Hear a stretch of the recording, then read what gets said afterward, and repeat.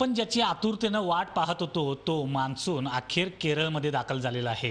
IMDनं या संदर्भातली घोषणा केलेली आहे. आपल्यासोबत मुंबई कुलाबा वेधशाळेचे उपमहासंचालक कृष्णानंद होसाळीकर सर आहेत.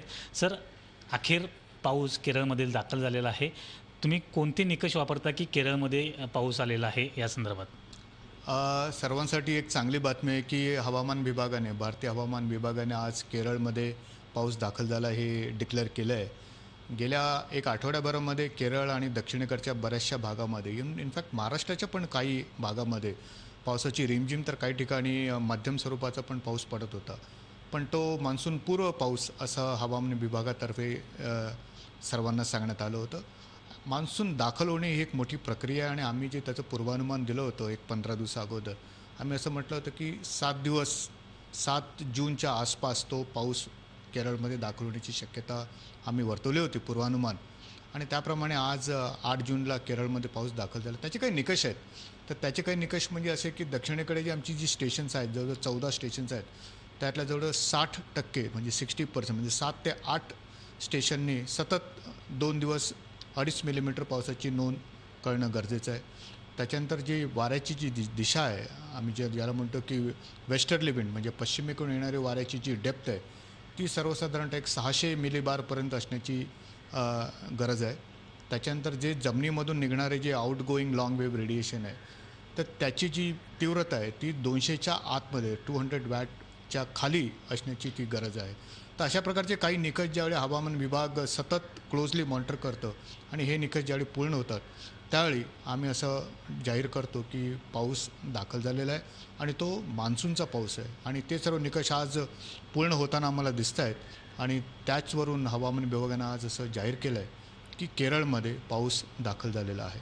आता मान्सूनची पुढची वाटचाल जी आहे ती कशा पद्धतीनं असणार आहे? सध्या पाऊस जो केरळमध्ये दाखल झालेला आहे तो दमदार स्वरूपाचा आहे आणि कशा पद्धतीने त्याची वाटचाल आहे, काय सांगाल? सध्या जो केरळमध्ये पाऊस दाखल झालेला आहे त्याची जर का आपण पोझिशन बघितली तर सर्वसाधारणतः 12 डिग्री नॉर्थपर्यंत आला आहे. आपण आत्ताच प्राप्त झालेलं उपग्रहाचे चित्र जर का बघितलं तर तुम्हाला असं आढळेल की अरबी समुद्रामध्ये हा जो अरबी समुद्राचा भाग आहे सेंट्रल अरेबियन सी आणि साऊथ सेंट्रल अरेबियन सीमध्ये जो आहे संपूर्णपणे ढगाळलेला पोर्शन आहे. त्याचप्रमाणे बंगालच्या उपसागरामध्ये पण आपल्याला हे क्लाउड्स आपल्याला दिसत आहेत. तर सर्वसाधारणतः आता पावसाची जी पोझिशन आहे ती 10 डिग्री नॉर्थ म्हणजे कासरगोडच्या खाली केरळमध्ये कन्नूर म्हणून एक ठिकाण आहे, तिथून तो सर्वसाधारणतः चेन्नई असा हा पावसाचा प्रवास आहे सध्याच्या पोझिशनला. आणि चांगल्या प्रकारे पावसाच्या नोंदी इथे होत आहेत. आणि येत्या 24 तासांमध्ये आमचं असं पूर्वानुमान आहे की केरळच्या वरती जे कर्नाटक आहे तर त्याच्यामध्ये हा साऊथ इंटिरियर कर्नाटका म्हणजे दक्षिणेकडच्या कर्नाटकचा भाग, तसेच दक्षिणेचा आंध्राचा भाग, तामिळनाडूचा जो बाकीचा जो पोर्शन आहे या सर्व ठिकाणी आणि अरबी समुद्रामध्ये पण वरच्या दिशेला मान्सूनचा पाऊस दाखल होण्याची शक्यता आम्ही हवामान विभागातर्फे येत्या 24 तासासाठी वर्तवलेली आहे. महाराष्ट्रामध्ये कधी दाखल होऊ शकतो? कारण महाराष्ट्राचा दुष्काळी भाग सातत्यानं पावसाची वाट पाहतोय, तर महाराष्ट्रासाठी काय बाकीचं वाटतं तुम्हाला? सध्या आम्ही जे पूर्वानुमान देतो आहे ते म्हणजे सर्वसाधारणतः मी परत एकदा असं म्हणतो की ज्यावेळी केरळमध्ये जो पाऊस दाखल होतो त्याचं गणिताद्वारे पूर्वानुमान देणं शक्य आहे. म्हणजे ते एक प्रक्रिया आहे ज्याच्याने आमच्याकडे काही स्टॅटिस्टिकल मॉडेल्स आहेत ज्याच्याने आम्ही असं ठरवतो की आणि ते 15 दिवस अगोदरसुद्धा आपल्याला ते सांगता येतं.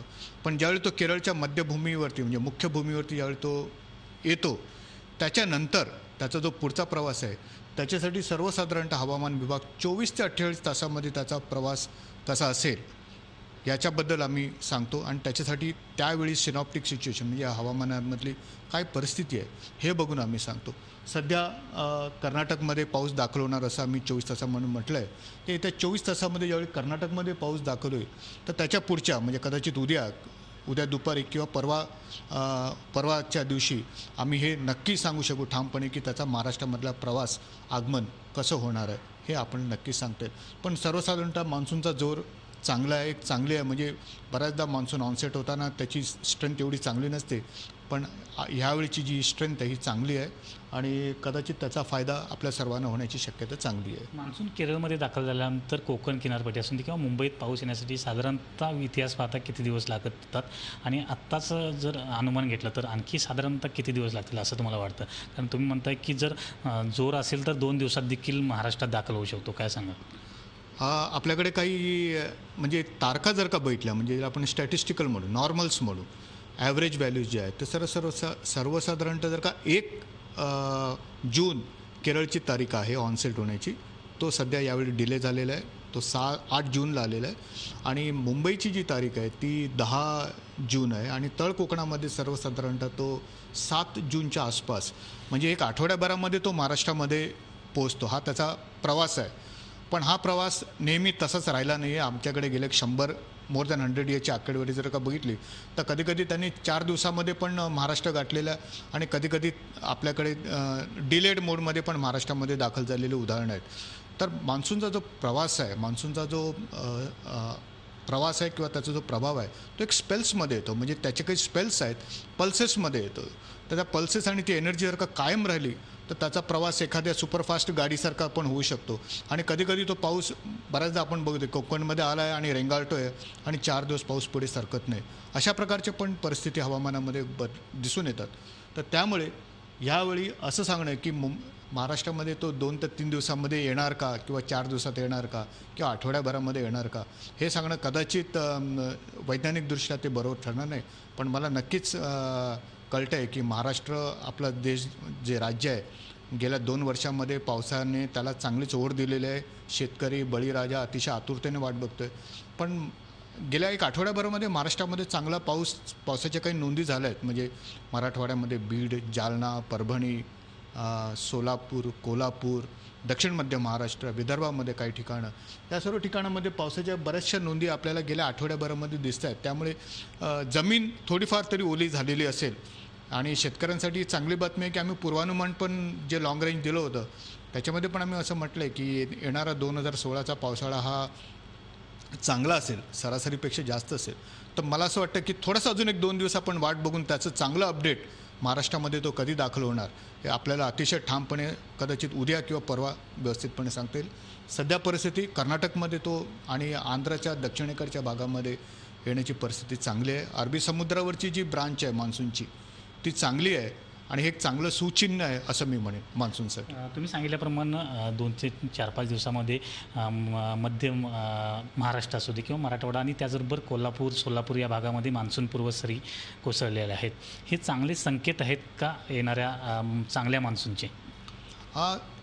काय झालं आहे की जो आपल्याकडे गेल्या मार्च आणि एप्रिल आणि मे महिन्याचा जो उन्हाळा होता तो तीव्र होता.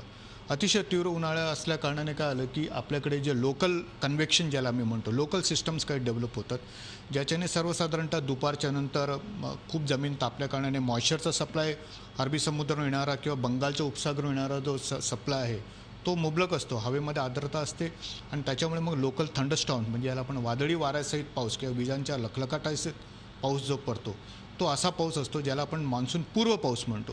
तर तो पाऊस बऱ्याच ठिकाणी म्हणजे सोलापूर म्हणा, कोल्हापूर म्हणा, सांगली, परभणी, महाराष्ट्राच्या ऑलमोस्ट इंटिरियर, साऊथ इंटिरियर भागामध्ये आणि मराठवाड्याच्या काही भागामध्ये, विदर्भाच्याही काही भागामध्ये तो त्याच्या सरी कोसळल्या. त्याच्याने काही ठिकाणी नुकसानही झालेलं आहे. पण एक असं आहे की बऱ्याचदा मान्सून येण्याच्या अगोदरची एक नांदी असते तर त्याला आम्ही प्री मान्सून म्हणतो किंवा मान्सून पूर्व पाऊस म्हणतो.